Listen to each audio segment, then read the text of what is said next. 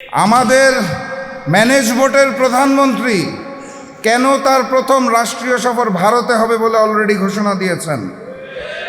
এত জায়গা থাকতে কেন ভারত থেকেই ট্রেনের কোচ আমদানি করার পরিকল্পনা করা হয়েছে? যেই ভারতে সার নাই, তারা চায়না থেকে সার আমদানি করছে, সেই ভারতের কাছে যাদের নিজেদেরই নাই, তাদের কাছে আমরা কেন সার চেয়ে প্রস্তাবনা পাঠাচ্ছি? চায়না যখন আমাদেরকে জ্বালানি তেল দিতে চাইল, সেই প্রশ্নটা আমরা কানে না তুলে, সেই প্রস্তাবটাকে কানে না তুলে কেন ভারতের থেকে জ্বালানি তেলের জন্য আবেদন দিচ্ছি? জুলাই জাদুঘর উদ্বোধন না করার পিছনে কাদের ষড়যন্ত্র চলছে? কেন সন্ত্রাসী সংগঠন ইস্কনকে বাংলাদেশে 120 কোটি টাকার জমি মাত্র 2 লক্ষ টাকায় তুলে দেওয়া হয়েছে? ব্যাংক লুটেরাদের হাতে আবারও কিভাবে করে ব্যাংকগুলো তুলে দেওয়া হচ্ছে? প্রশ্ন করতে হবে, শিলং থেকে ট্রেনিং প্রাপ্ত সেই নেতা, যিনি বর্তমানে বাংলাদেশের প্রক্সি প্রধানমন্ত্রী, তার হাতে কেন আমার এই সোনার বাণী?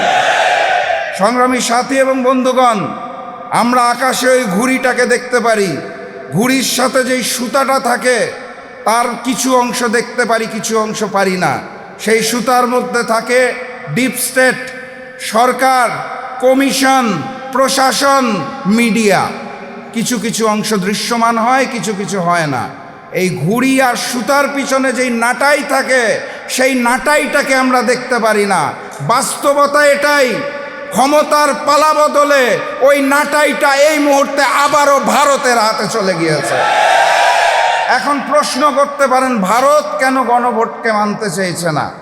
কেন তারা জুলাইকে ভয় পাইছে?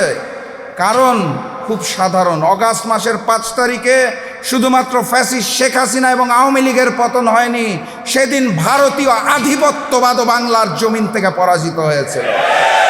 তারা নতুন করে সেই আধিপত্যবাদকে ফেরত পেতে চায়।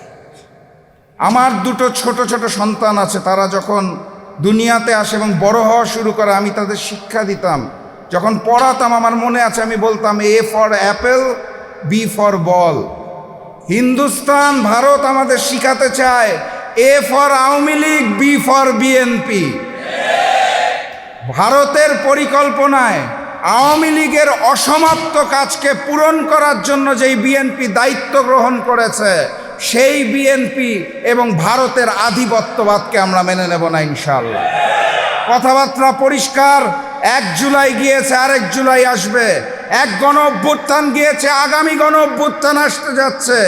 যদি না হয় সংসদে, সমাধান হবে রাজপথে। নতুন গণ অভ্যুত্থানের প্রস্তুতি নিন, দেখা হবে বিজয় ইনশাআল্লাহ। বিজয়ের পথে যাত্রা শুরু, জীবন অথবা মৃত্যু। আসসালামু আলাইকুম।